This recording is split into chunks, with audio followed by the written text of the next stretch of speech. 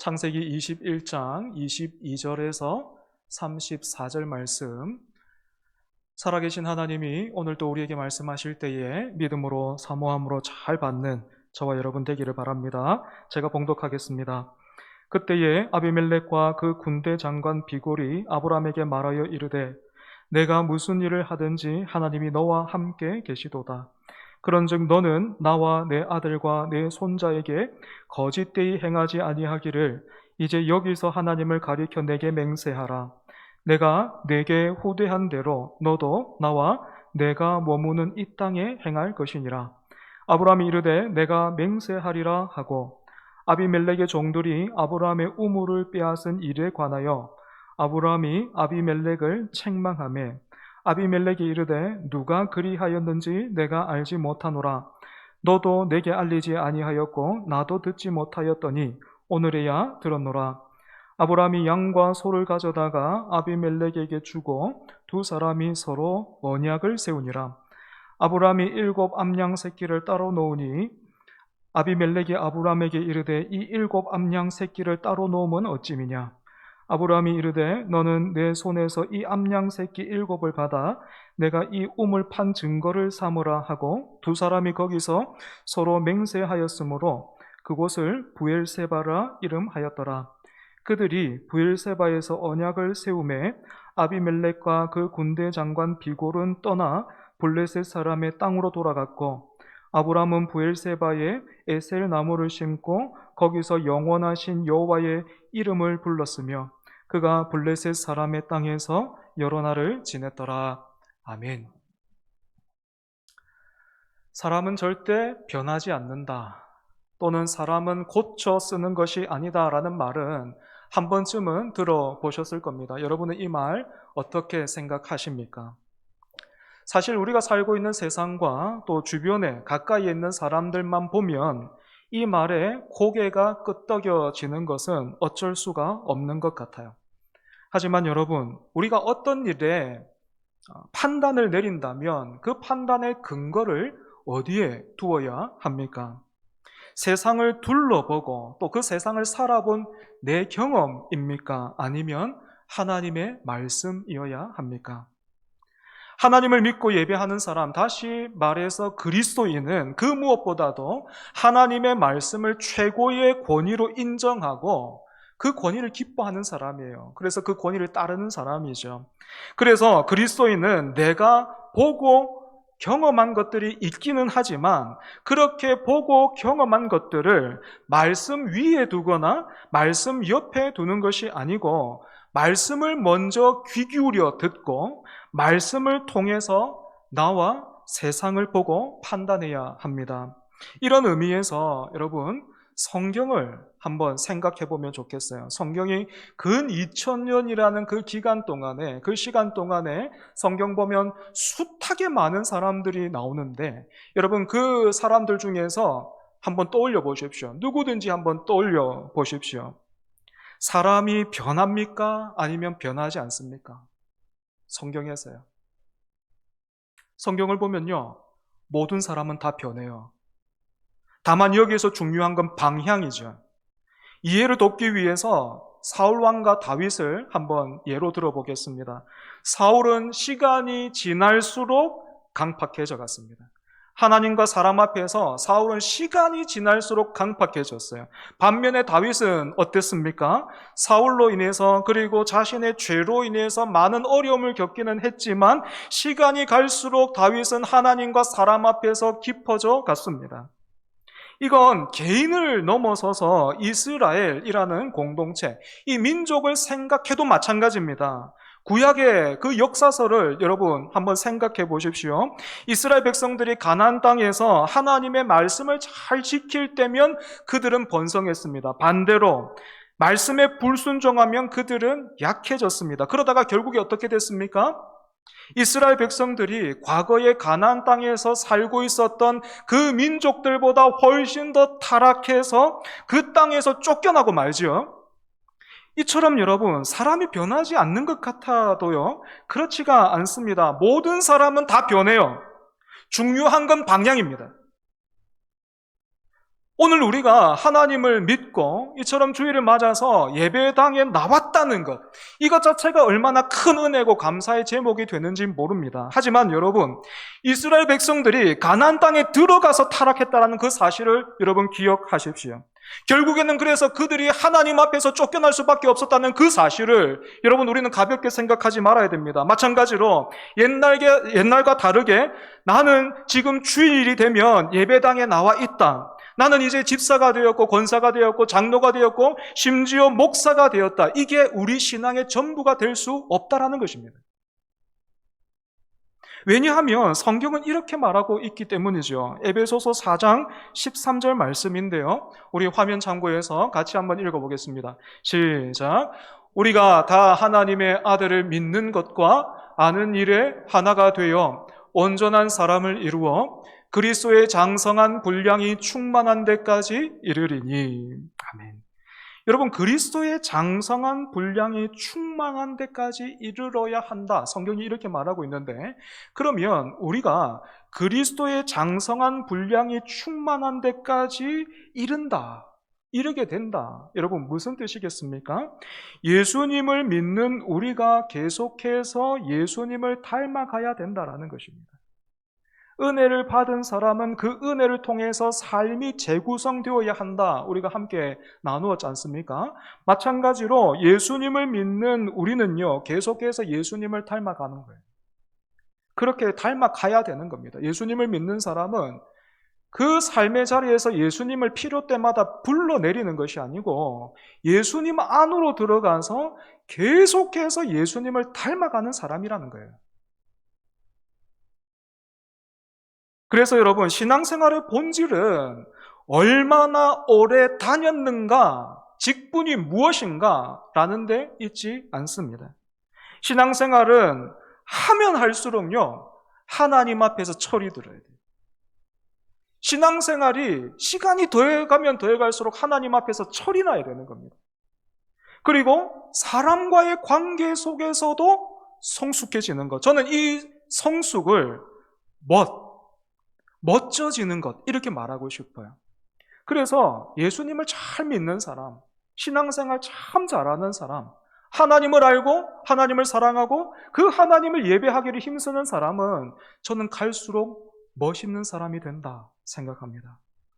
이게 무슨 말인지 오늘 본문의 아브람 우리가 함께 살펴보겠습니다. 22절을 보면 이 아비멜렉 어떤 사람입니까? 지금 아브라함이 살고 있던 그 지역의 왕이잖아요. 그죠? 그 아비멜렉이 비골이라는 군대 장관을 이끌고 아브라함을 찾아왔습니다. 방문의 목적이 뭡니까? 23절을 보면 이렇게 나와 있어요. 그런즉 너는 나와 내 아들과 내 손자에게 거짓되이 행하지 아니하기를 이제 여기서 하나님을 가리켜 내게 맹세하라. 내가 내게 후대한 대로 너도 나와 내가 머무는 이 땅에 행할 것이니라. 아비멜렉은요, 아브람과 상호 불가침 조약을 맺기를 원했습니다. 여러분, 아비멜렉이 누구라고요? 그 지역을 다스리고 있던 왕이었습니다. 아브람은 어떻습니까? 그 땅에서 살고 있던 나그네잖아요. 그죠? 그러면 약하고 아쉬운 쪽이 어딥니까? 당연히 나그네로 살고 있는 아브람이죠. 그죠? 그런데 이 조약을 지금 누가 맺자 합니까? 아브람이 아니라 아비멜렉이 조약을 맺자 요청하고 있습니다. 나그네 입장에서 왕의 눈치를 보면서 신경을 쓰고 있는 게 아니고 왕이 나그네와 잘 지내고 싶어 하는 겁니다. 아비멜렉이 왜 아브람과 이토록 잘 지내고 싶어 했습니까? 22절 하반절에 이유가 나와 있죠. 네가 무슨 일을 하든지 하나님이 너와 함께 계시도다. 이 말을 통해서, 이 아비멜렉의 말을 통해서 우리가 알 수 있는 사실 중에 하나는 아비멜렉이 그동안 아브람을 주시하고 있었다는 거예요. 아브람을 지켜보고 있었다라는 것입니다. 마찬가지로 여러분, 믿는 우리를요, 세상이 지켜봅니다. 교회를요, 이웃이 지켜보고 있습니다. 사실 아비멜렉의 입장에서는 아브람의 첫 인상이 좋았을 리가 없습니다. 왜냐하면 아브라함이 자기 아내 사라를 누이라 속여서 아비멜렉이 사라를 후궁으로 데리고 갔다가 꿈에 하나님이 나타나셔서 죽다 살았지 않습니까? 그래서 다시 23절을 보면 지금 동맹을 요청하고 있는 아비멜렉이 아브람을 향해서 이렇게 말하고 있습니다. 23절 한번 보십시오. 너는 나와 내 아들과 내 손자에게 어떻게 해요? 거짓되이 행하지 아니하기를 이제 여기서 하나님을 가리켜 내게 맹세하라 라고 말하고 있습니다. 과거의 아브라함의 잘못과 수치를 고의적으로 언급하면서 지금 아비멜렉이 언약을 맺으러 오기는 했지만 그 관계에서 우위를 점하려고 하는 그 계산이 지금 여기서 보이는 겁니다. 그런데 그렇다고 해서 나보다 좀 약한 것 같은데 이 아비멜렉이요, 아브라함을 함부로 할 수가 없습니다. 아브라함이 무서워서가 아니고 하나님께서 아브라함과 함께 계신다라는 사실을 그동안 지켜봐 보니까 이 이방 왕의 눈에도 보이는 거예요. 부인할 수가 없는 거죠. 여기는 어떤 일도 있겠습니까? 아브라함과 사라가 이삭을 출산했다라는 그 소식을 아비멜렉이 알았겠습니까? 몰랐겠습니까? 높은 확률로 알았을 겁니다. 그죠? 100세 된 남자 그리고 90세 된 여자가 아이를 출산했다. 그 나이를 뭐 오늘로 환산해도 이건 뭐 사람의 영역을 벗어난 일이에요. 그죠? 이건 부부 금술로도 설명이 안 되고 뭐 어떤 좋은 음식을 많이 먹었더니 이런 일들이 이건 설명이 안 되는 겁니다. 사람 사는 세상에서 이거는 설명이 안 되는 일이 일어난 거예요. 인간의 영역을 벗어난 일이 일어난 겁니다. 그래서 여러분 다시 23절 보십시오. 아비멜렉이 조약을 맺으면서 그 조약에 누구를 포함시키고 있는지 한번 보십시오. 단지 나하고 약속하자 이렇게 말하지 않고 뭐라고 얘기하고 있습니까?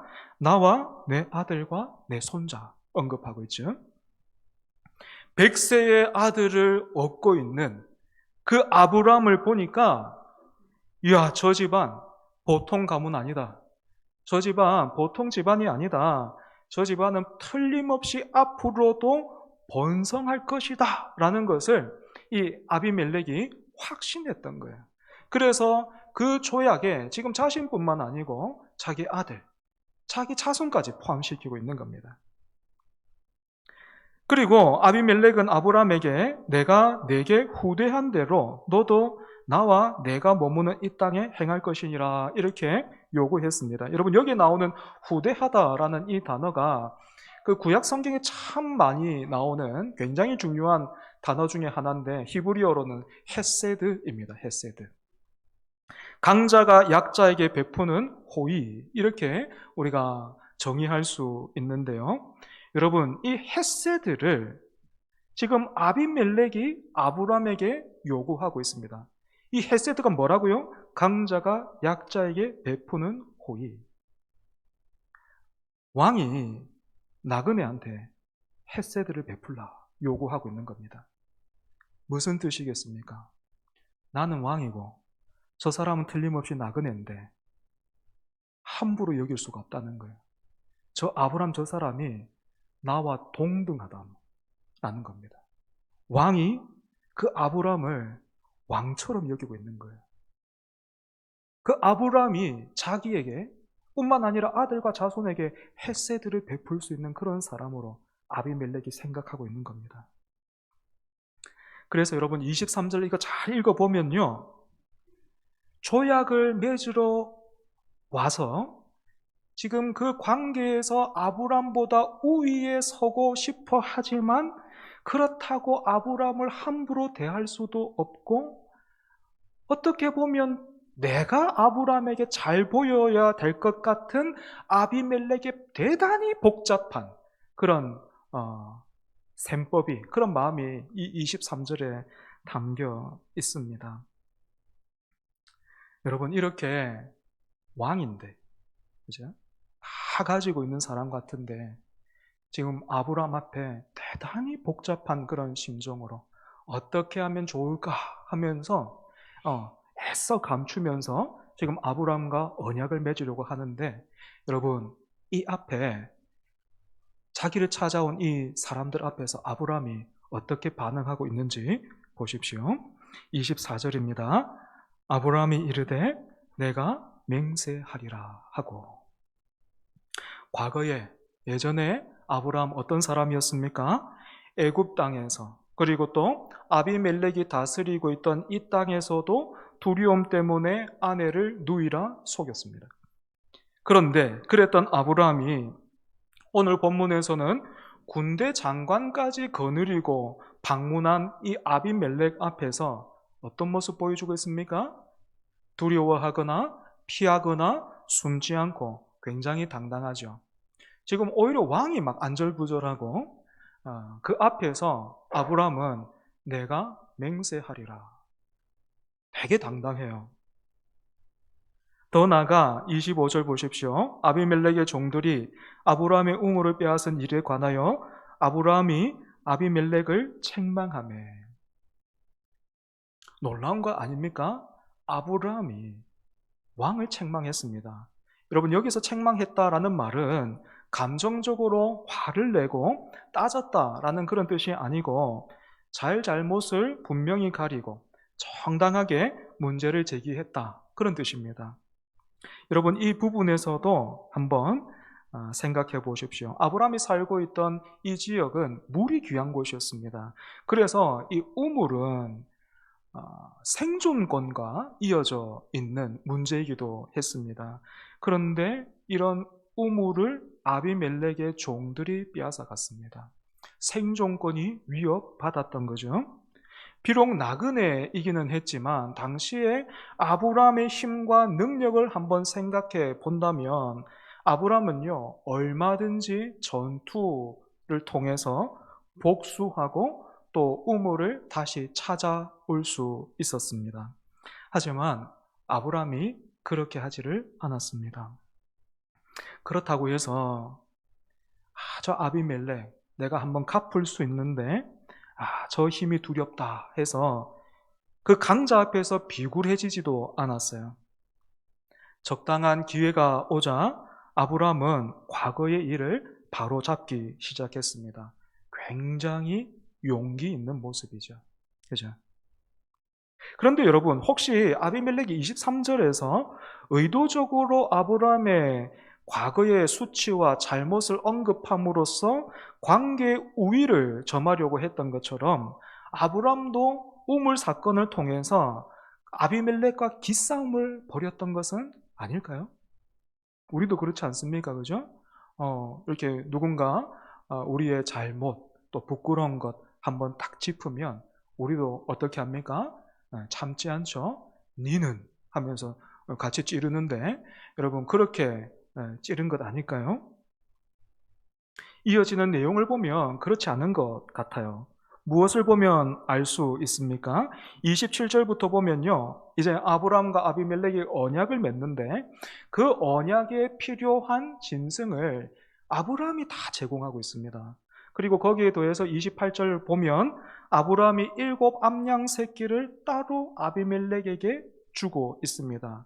이렇게 한 이유가 무엇입니까? 우물의 소유권을 확정하기 위해서였어요. 여러분, 상황만 따지고 보면 피해자가 누구고 또 가해자는 누굽니까?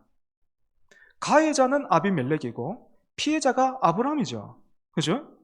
그래서 일반적으로라면 아브라함이 아비멜렉에게 피해 보상을 받아야 될 상황입니다. 그런데 반대로 아브라함이 아비멜렉에게 7 암양 새끼를 줬어요. 그리고 언약에 필요한 모든 것들을 아브라함이 제공했습니다.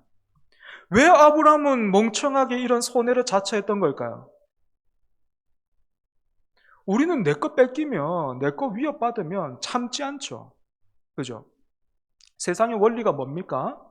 눈에는 눈, 이에는 이, 뭐 이렇게 말하지만 아니요, 그렇지 않지 않습니까?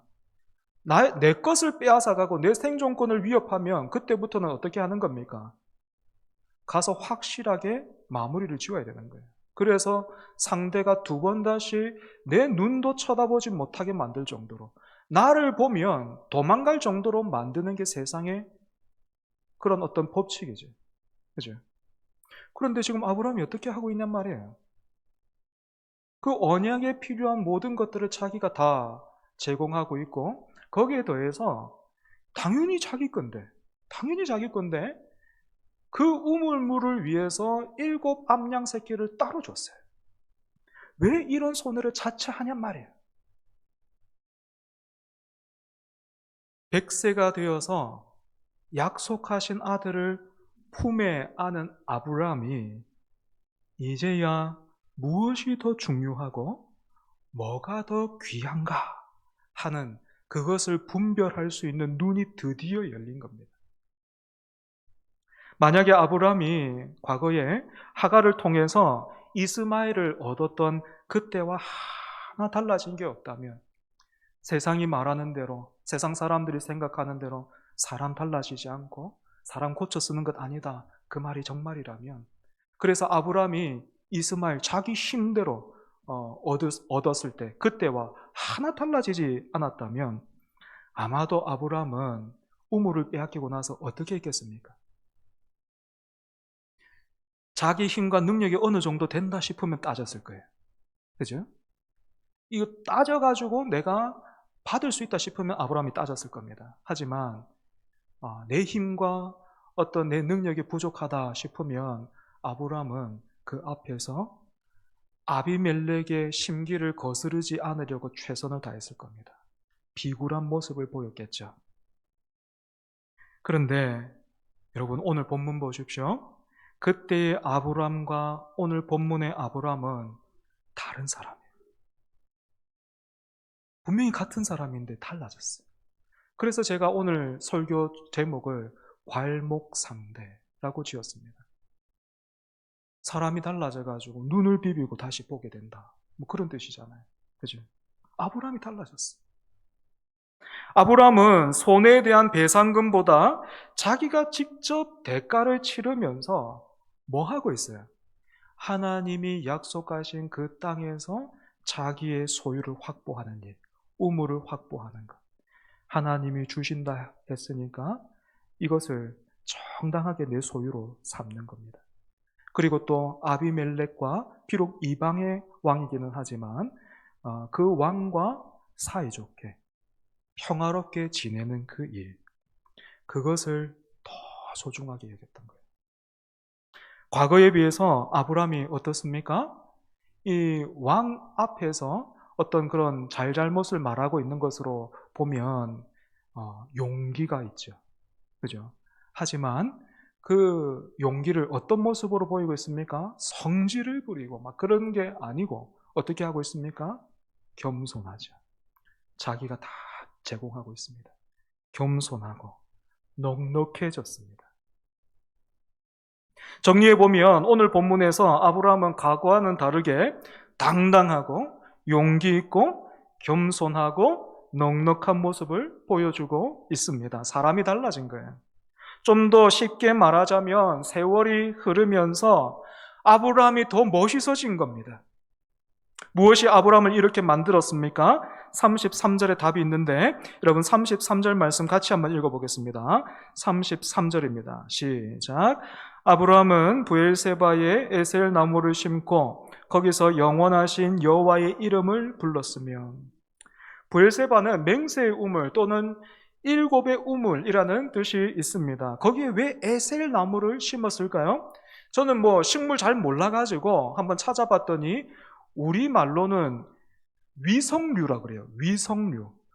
저는 우리말도 못 알아듣겠습니다. 이게 위성류가 뭔지. 그래서 더 봤더니 건조한 지역에서 더디 자라지만 오래 사는 특징이 있다 그럽니다. 그리고 유목민들이 무더위를 막아줄 그늘을 얻기 위해서, 그리고 또 줄기는 그 짐승들의 먹이로 주기 위해서 이 나무를 많이 심었다 그럽니다. 여러분, 아브라함이 이런 나무를 우물가에 심었다는 건 무엇을 의미하겠습니까? 나무가 뿌리를 내리고 자라는 동안에 나는 여기 계속해서 머물러 있을 것이다. 그리고 여기에서 아비멜렉과의 관계뿐만 아니고 하나님과의 관계도 이어나갈 것이다 라는 표시였던 것입니다. 중요한 건 그 다음이에요. 여러분, 에셀 나무를 심고 나서 아브라함이 무슨 일을 했습니까? 거기에서 하나님을 불렀는데 아브라함이 하나님을 어떻게 부르고 있는지 보십시오. 뭐라고 불렀습니까? 영원하신 하나님이에요. 아브라함은 하나님을 이렇게 부르지 않았습니다. 100세의 아들을 주신 하나님, 왕과 버금갈 정도의 부와 힘과 능력을 내게 주신 좋으신 하나님, 우물을 주신 하나님이 아니고 뭐라고 고백하고 있다고요? 영원하신 하나님, 영원하신 하나님. 무슨 뜻일까요? 단순히 시간적으로 영원하다는 그런 뜻이 아닙니다. 아브라함이 갈대아 우르에서 그리고 하란에서 하나님을 만났을 때는 하나님을 그저 자기에게 땅과 자손을 줄 수 있는 어떤 그런 힘 있는 신중의 한 분이시다 그렇게 생각했을지도 모르겠습니다. 그런데 아브라함이 100세의 이삭을 품에 안은 뒤에, 그러니까 자신의 힘과 능력으로는 절대로 이룰 수 없었던 그 일들이 말씀하신 대로 이루어지는 것을 보면서 아브라함이 하나님을 다시 만나는 거예요. 나를 찾아오신 분이, 또 나에게 언약을 주신 그분이, 나의 못남과 어리석음에도 불구하고 그동안 동행하셨던 그분이 영원하신 분이시구나. 많은 신들 중에 한 분이 아니고 이분만이 참되시고 이분만이 선하시구나. 내가 이런 분으로부터 은혜를 받다니, 내가 이런 분으로부터 돌봄을 받다니, 하나님이 내가 이 땅에서 누릴 수 있는 그 어떤 것보다, 심지어 주신 아들 이삭보다 더 크고 복되십니다. 하나님이 나의 주인이십니다. 하나님이 나의 통치자이십니다. 온 우주의 통치자이십니다. 여러분, 그런 뜻이에요. 그 통치자와 더불어 내가 살기 원합니다. 그 통치자를 따라 내가 살기를 원합니다. 주님께서 가르쳐 주신 그 기도의 제목이 아마도 여기에 다 들어가 있을 겁니다. 아버지의 이름이 거룩히 여김 받으시옵고 아버지의 나라가 임하시오며 아버지의 뜻이 하늘에서 이룬 것 같이 땅에서도 이루어지고. 아브라함이 영원하신 하나님을 불렀다는 건 그런 뜻입니다. 여러분, 과거에는 두려움으로 인해서 못난 모습을 보였던 아브라함이 어떻게 이처럼 당당하고 용감할 뿐만 아니고 동시에 겸손하고 넉넉할 수 있습니까? 왕 같은 힘을 가졌는데요. 여러분, 왕 같은 힘 가지고 겸손하기가 쉽지 않을 것 같은데 여러분 어떻게 생각하십니까? 저에게는 기회가 주어지지 않았을 뿐이지 만약 저에게 어떤 그런 엄청난 왕 같은 부와 명예와 힘을 주신다면 저는 자신할 수 없습니다. 그런데 아브라함이 어떻습니까?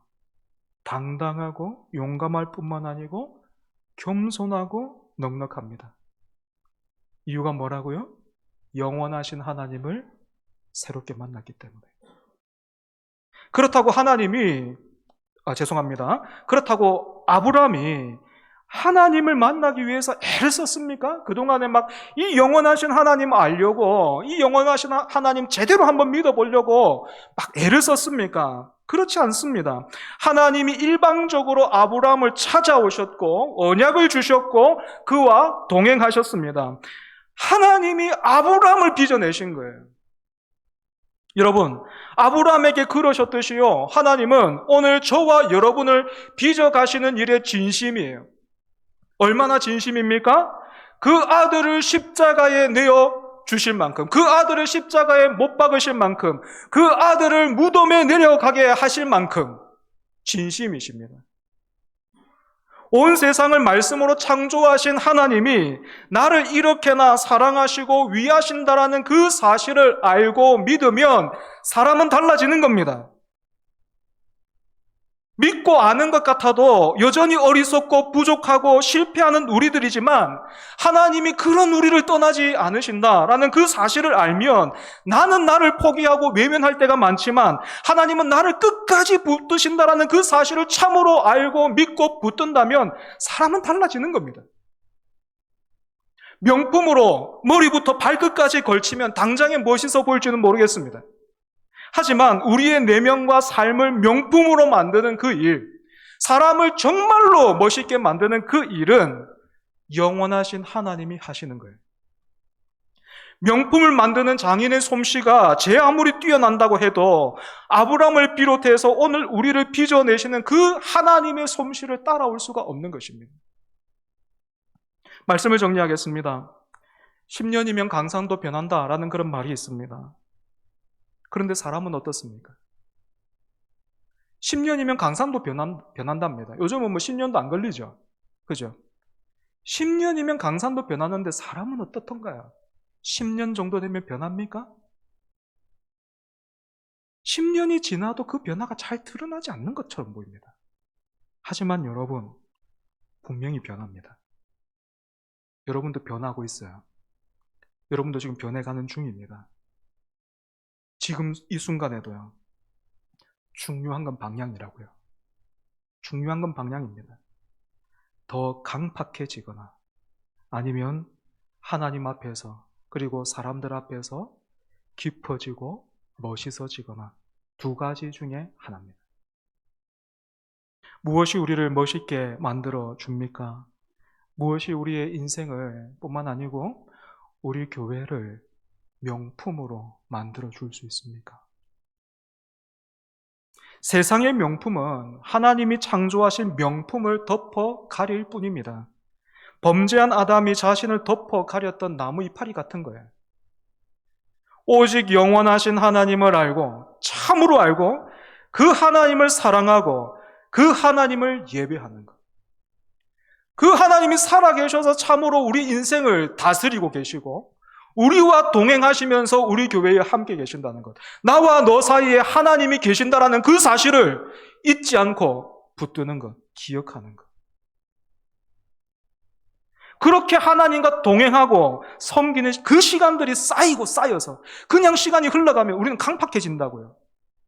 하지만 그 하나님을 알고 믿는 그 시간이 쌓이고 쌓여서 시간이 지나면 명품의 자태가 드러나는 겁니다. 세월이 지날수록 믿는 태가 나는 명품 성도들 그리고 교회 되기를 축복합니다. 우리 말씀을 기억하면서 같이 찬송합니다.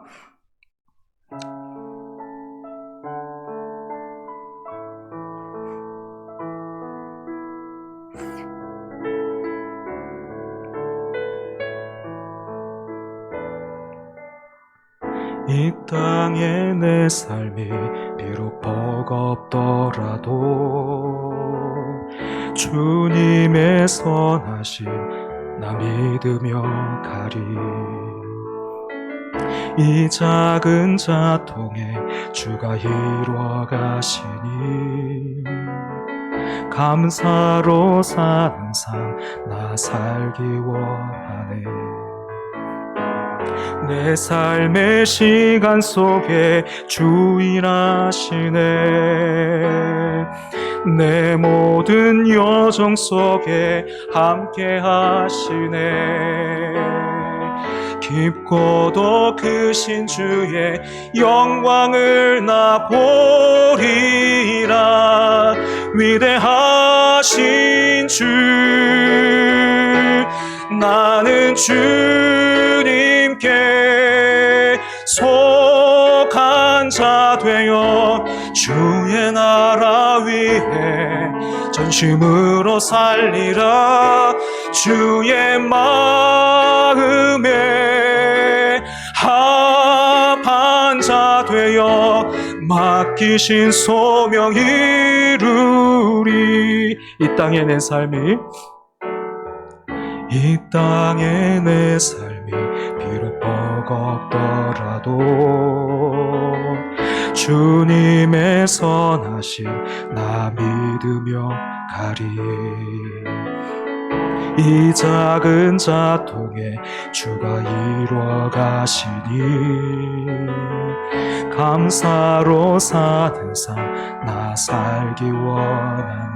내 삶의 시간 속에 주 일하시네.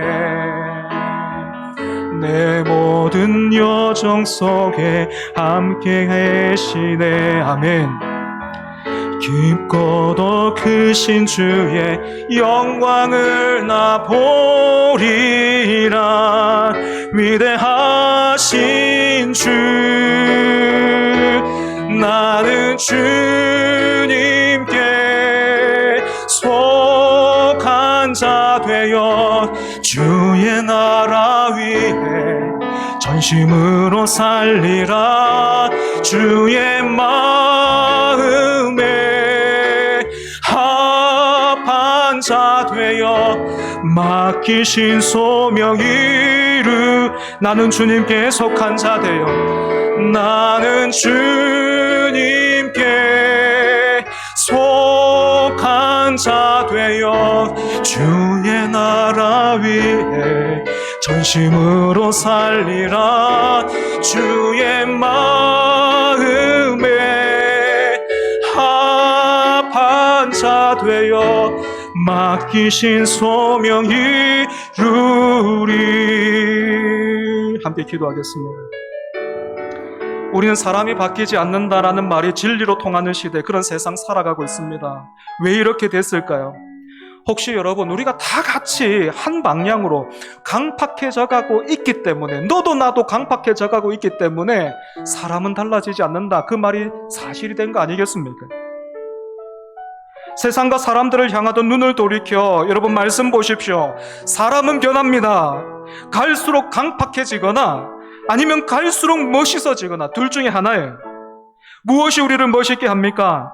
내가 하나님께 속한 자가 되었다라는 것과 나를 부르신 하나님의 그 크심과 그 영광과 그 은혜를 알면 우리는 갈수록 당당해지고 용기 있고 겸손하고 넉넉해질 수 있습니다. 그리스도의 장성한 분량에까지 자라라 하신 그 말씀에 순종할 수 있는 우리 되게 해달라고 이 시간 함께 기도하겠습니다.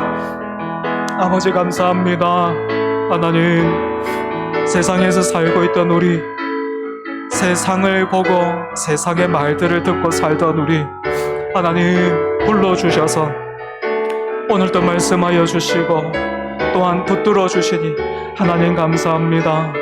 아버지 하나님, 아브라함이 발목 상대, 옛날에 아브라함이 온데간데 없어지고 두려움 때문에 자기 목숨을 위해서라면 얼마든지 아내까지도, 그리고 또 하나님의 말씀, 그 언약까지도 내팽겨 칠 수 있었던 그 사람이 하나님 오늘 너무나도 당당하고 용감하고 겸손하고 넉넉하게 멋있게 하나님 달라진 모습 보았습니다.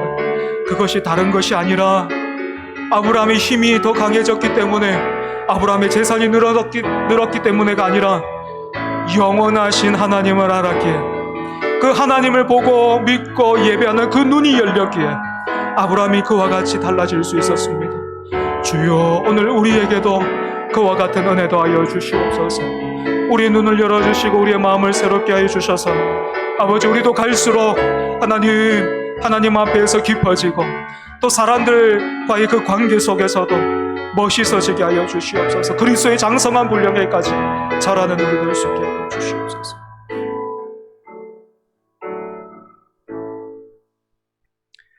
영원하신 하나님 아버지, 우리를 예수님처럼 빚어가시는 일에 오늘도 진심이신 하나님 아버지, 주일을 맞아 그리고 예배의 자리에서 우리의 진심이 그동안 어디에 있었는가 점검해 봅니다. 세상의 장인이 만든 명품도 좋지만 하나님이 빚어내시는 인생 얼마나 귀하고 아름답고 영광스러운지요. 갈수록 강팍해지는 사람 없게 해주시고, 갈수록 예수님 안에서 깊어지고 멋있어지는 우리 되게 하여 주옵소서. 예수님 이름으로 기도합니다. 아멘.